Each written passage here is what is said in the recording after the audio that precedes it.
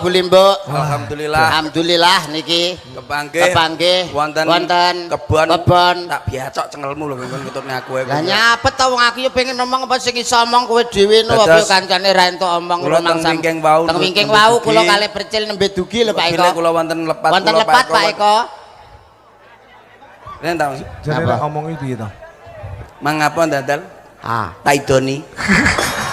Ndek kasar men. Kasar percil kancane ngomong diterokne lho, Bos. Idumu kecutno. Salahe mbok elek. Ngeten enak niki teng daleme Bapak Samalakatak. Alah nek ora kenal mbok yo rasah keminter, manggok ngarep kemeruh. Ketok ora kenal manggok nguri. Oke. Aja sok kenal, gitu Pak. Nggih, bener. Ngono. Dadi pas. Dadi lho, nek bocah. Lha kowe nyapa nang mburi? Aku yo ora kenal kok. Lah. Paling tidak awake dhewe ditimbali ngeten iki kudu sampun pirsa piyayine. Sampun. Tepung kalih panjenengane. Sampun. Panjenengane Bapak AKP Estadianto. Kalian Kanjeng Ibu Dr. Insinyur Sustiah MP. Lah, roh aku. Pak sapa? Panjenenganipun Bapak AKP sapa kuwi? Lah, ora roh. Estadianto engko piyantunipun hebat. Piyantunipun blakter. Piyantunipun gedhe dhuwur. Lincah, semanak, grapyak tur sopan. Putih, lenggahipun mawon. Ngono lho, Pak. Ya terus rono. Kok enek to ngene miler ya. Nek lenggahane niku. Awake dhewe ditimbali Kanjeng Ibu ki seorang pengajar. Iya, Bapak ngajar. Berarti bojone diajar mendina lemes napa Pak? Ana polisi ki sisi. Maksudnya ki karo bocah cilik ki memberi sorry. Apa nih? Sorry toladan ngono lho. Apa kok sorry apa wong Inggris bu anu ki? Lho, piye to penae, Pak? Pak, pripun to maksudnya? Memberi pituduh karo putra. Ora yo soto. Dikae duduh lho, Dik. Lah iya bakul soto. Maksudnya pituduh ki. Pripun maksudnya? Piye to, Pak? Memberi cambuk karo anak-anak sekolah. Tukang jaran. Pripun to maksudnya pripun? Iya to. Lah iya ku mang memberi cambuk, memberi pituduh. Ora ya seneni pake anake dicambuki. Bocah cilik iso dipuwecuti wangsane apa ngawur. Ben pinter lho, Mas. Ben pinter ki dikapakne wong. Lah ben pinter dikapakne di sekolahne. Lah panjenengane iki pengajar ning sekolah. Ngajar sinten? Apa sing diajar? Wah. Wong lek omongan karo wong SDM rendah kok jan. Lah iya pengajar sing diajar. Sing diajar ki lho sapa? Para siswa-siswine no. Wah, kereng berarti. Tas teko. Assalamualaikum. Oh, jangkrik iki. Kereng berarti. Gak ngene lho, kula tengahi. Nek percil niku nek dijak omong-omongan padha wonge mboten saged. Kita omong-omongane karo kewan ya, Dik ya.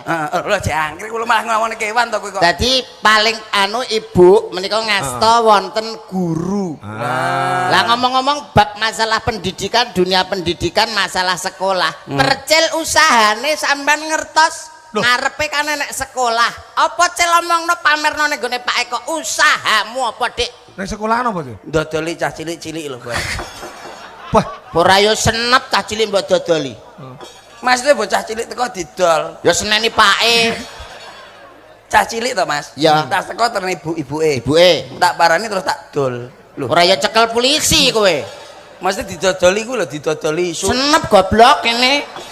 Ngene lho, aku bakulan ngono roh bakulan. Lah bakulan aku roh. Sarapan pagi soto pikulan. Kuwi lho. Ayo ning cangkem ora remuk. Maksudnya piye, Pak? Lah pikulan nek disoto wong daging akeh lho. Balik jangkrik.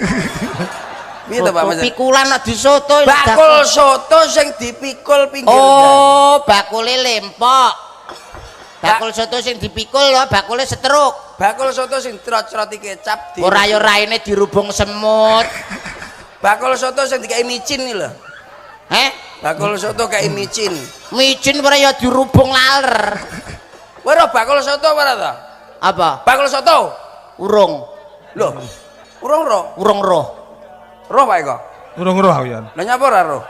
Ora tau roh. Ora tau tuku soto ae. Masa urip ning donya Jawa ora tau tuku soto. Soto apa? Pikulan. Ha iku lho. Pak remuk cangkem lek. Lho. Iya ora? Iya ora? Masa sampean gak roh, Pak? Ora roh aku. Bakul soto pikulan sing bakule dipikul ku lho. Ora roh, bakule setruk. Bakul soto gak roh to, Pak sampean? Gak roh. Wah, Piye maksudnya masa enggak tahu tuku belas. Wah, akeh lho ning Tulungagung iki. Apa? Mau gak enek sing roh ya? Gak roh. Aku yo gak roh ya. Lang piye Ora roh cerita lho. Orane ngono iki mantenan Rumasamu. nyapa mangane bakul soto bar iki lho mantene dodongane mantene kok nyapa. Ndak sing baku ngeten Mas. Kementene bapake ibuke iki napa niku punya gelar semua. Gelar. Bapake seorang Bapak Tadianto kuwi seorang polisi. Polisi. Putra putrine seorang polisi. Polisi. Polwan putrane mentu seorang polisi. Polisi kabeh, Ah. Dik. Ibunya seorang pengajar. Jadi tentang kepolisian, tentang hukum. Kamu paling tidak harus tahu di sini ini tempatnya hukum. Ojo kaya kowe selalu melanggar hukum. Pekat penyakit masyarakat mbok lakukan. Minum minuman keras. Iya no. Udun jii Terus mbok lakukan. Budal tok purel lho. Budal ae dhewe. Ora bener. Ya ampun percil, ya ampun. Aku Ya ampun. sembarang tak lakoni. Aku maling tak lakoni kok. Enggak boleh. Nggak Itu boleh kalau apa? ketahuan Pak polisi kamu ditangkap. Ya, Ben. JI maling itu enggak boleh. Yo bene. Delarane maling polisi megawe apa? Megane nyolong aku. Masa kon meneng-meneng tengok-tengok karo bakul soto pikulan. Polisi tugasnya njaga ketertiban dan keamanan lingkungan. Makanya awake dhewe kudu iso dadi polisi neng pribadine awake dhewe. Lah. Ora entuk kowe njiki. Kowe nek njiki engko cekel polisi. Bene ora ditokne neh. Lah kowe ra roh piye resepe wong njiki ben gak dicekel polisi takon aku. Wong gendeng bocah iki piye resepe Kang? Loh, kuwi Takon. melanggar aturan, melanggar hukum, Mas. Tapi kula duwe carane piye ampre njiki gak cekel polisi. Edan, Piye? edan piye carane? Polisine jak njiki. Lah. Iya enek, ora enek Tulungagung polisi njiki ora enek. Wong umpama lho kok awake dhewe umpama. Apa kok Tadi ngomong-ngomong soal hukum, Mas. Hukum Ah, harus ditegakkan. Umpamane lek awake dhewe liwat neng rambu-rambu dipajang ning pinggir dalan. Nggih. Dudu hiasan semata. Bukan. Tapi itu juga harus ditaati. Ditaati bukan Di- untuk dilanggar. sing ndi ya, Mas? Lampu bangjo, lampu perapatan kuwi untuk ditaati bukan untuk dilanggar. Sing ndi? Lha nek abang ijo kuning kayak kan enek to kayak peraturan lalu lintas to. Abang, Abang iki maksudnya berhenti, ijo, mlaku, kuning. hati-hati. Pokoknya nek abang iki mandek aja mbok terak. Iya. Lah nyapa? Pelanggaran semprit Pak si polisi. Polisi ora usah mbok isi ngarepe kok. Sini ngarep pengguri. mburi polisi. Si polisi. Aja mbok isi ngarepe kleru kowe. Pak polisi. Polisi lah ngono. Pelanggaran kowe Oh, kena berarti semprit. Semprit ya, Mas. Ya iya Nah, ta. ijo awake dhewe mandek Ijo kae. mlaku. Kudune mlaku. Kudune mlaku. Oh, lah ya. Kuwi. Lah tapi lak wedhus kok ijo kok mandek malan. Apa kuwi? Kok iso mandek lho? Lah wedhus mlaku-mlaku nek ijo-ijo, wah nek suket mandek terus dipangan ngene. Jarene lak apa-apa ning donya lak ijo mesti mlaku. Serekalan kowe. Serekalan berarti. Lah, Maksudnya piye? ijo-ijo rambu goblok. Eh, Nek kuning iki hati-hati, ning dinggone nek kuning kudu hati-hati, Dik. ning ndi? Loh, neng dalan kuning nek kuning hati-hati iki berarti persiapan arek mlaku. Lah arek mlaku. Kuning mesti hati-hati. Hati-hati. Ning donya iki pokoke lak kuning hati-hati. Hati-hati. Ya tenan ora hati-hati anu ngidek telek tenan kok lak kuning ora hati-hati. Bola hati-hati kuning, abang berhenti. Berhenti. Terus nun sewu kok Pak Eko. Apa? Pak Eko senengane apa? Sampai nek lampu abang karo lampu hijau seneng pundi Pak Eko? Loh, lek kula nggih ijo ndang mlaku. Alah ora mungkin. Sampean mesti seneng abang. Nyapa? Mesti angger abang sampean mandek sampean ngeti no. Berarti kan seneng. Berarti ra Oh, semua. barang iki lek sing dingetne mesti seneng. Barang itu angger diingeti mesti seneng. Lho. Loh, lek kula ya ijo no, Mas. Lah ijo nyapa kok bablas gak mbok sampean gak mandek sampean ngeti. Lah, ora sampean sawang ijone. Lho. He. Ngono. Piye? Ngewasi ijo terak komburi no waduh. Lah tapi nek sayang ya gak apa-apa lho, Dik, pengorbanan kuwi. Pengorbanan kok kon bongko kuwi enek kuwi ngawur kuwi ke rumah sakit. Sayang. Tapi lak kula Pak jenengan ijo nggih temene. Lah sampean apa Pak Do? Aku seneng abang. Aku seneng kuning. Lek kuning. Sebab kuning niku hati-hati. Umpamane. Umpama, contoh. Umpamane awakmu numpak sepeda buanter. Terus kelingan lampu kuning. Hati-hati. Engko lek sampai tiba aku bongko. Terus Akhirnya alon-alon. Iya. Ngono umpamane. Minuman keras diombeni to diglogoki arak Jawa ki ngene terus to. Mari ngono terus ya ampun kae lho. Kelingan lampu kuning. Iya kowe engko lek mbok terus-terusne paru-parumu jantungmu cepet akhirnya bongko terus piye mandek didekekne. Dalang. Dalang Pak Eko misalkan. Dalang jek. Ning kene nek sinden masuk tok. Terus kudune ya lampu ijo, Lampu kuning, hati-hati. Disawang seret. Oh iya kudu hati-hati ya. Kene sinden api-api masuk aku seneng aku ndek bojo. Lah ngono ki kudune ngono, Pak. Oh. Iya. Kudu kebak pengati-hati. Iya. Kebak pengati-hati bab lampu kuning. Kuning, Pak. Berarti nek ngono ya tak cakne. Lah, ya aku iki dagelan, Ya. enek sinden ayu-ayu. Oke. Aku kelingan lampu kuning. Hati-hati aja nganti konangan bojoku. Lah. Oh ya rupa Iya, Mas, gak iso. Iki tentang Hati-hati lampu. nih. Nggih. Tentang peraturan lalu lintas. Peraturan lalu Saiki lintas. lek Kanjeng Ibu Sustiah, Nggih. kuwi seorang pengajar lek tentang pelajaran piye umpamane? Alah gampang sangat pelajar wong percil kok sampean sombongi bab pelajar lho bapake niki wong hebat kok. Napa? Sampean dereng ngerti bapake percil? Pengajar. Penerbang niki. Bapake penerbang. Niki lho bapake penerbang. Hebat pilot berarti. Mboten.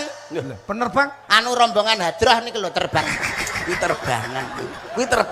Kuwi ulang ngene. Lah yo kan jenenge penerbang to Dik Oh, awakmu. rumahsaku. Rumahsaku. Oh. Lah kula sekolah kuwi ora anu Pak Dok. Pengajar paling Pengajar. tidak ibu itu seorang guru sosok yang digugu dan ditiru.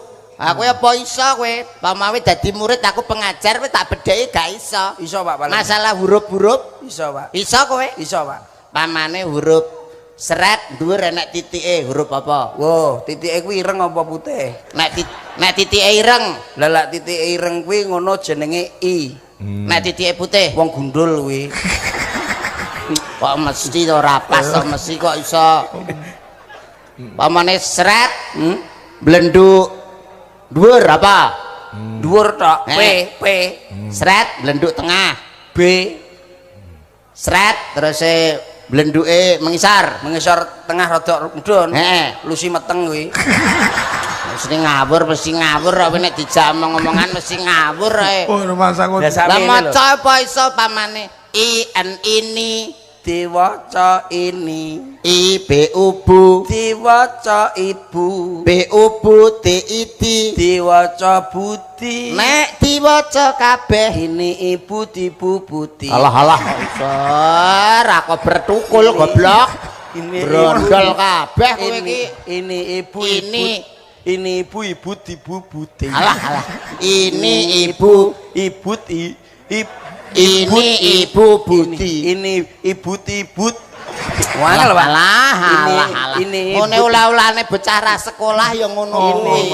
Ini ibu Ini ibu Budi. Budi. Nah, Ya, Roh. ora pengalaman anggon sekolahe ora Apa? lancar. Lah saiki nuwun sewu umpama kula gaekne kosakata terus awakmu apa kuwi menyambung huruf, menyambung kalimat, jadikan sebuah kalimat. Iya, Pak, iya, Pak. Misalkan kakek, nenek, ketek mencium. Jajal ndak? Kakek, nenek mencium ketek. Lho. Ora iso kowe. Ketek mencium kakek nenek. Ora iso. Kakek nenek mencium ketek Pak Eko. Alah, ora iso kowe. Sampai sitokas gak iso Pak. Ora iso, harus pas. Gak kena Pak Pak Eko jajal Pak Eko. Lho sampeyan sing tak teko awakmu, sing tak teko iso apa ora? Gak iso aku atok aku Gak iso ta? Gak iso. Kakek mencium nenek, Lho lah ketek. ciumen. Iki lho, Dek. Ini, Dek, menyempurnakan sebuah kalimat supaya bisa terbaca, Dek. Oh, benar. Oh, no ya Pak ya. Kayak apa Kakek iso kowe? mencium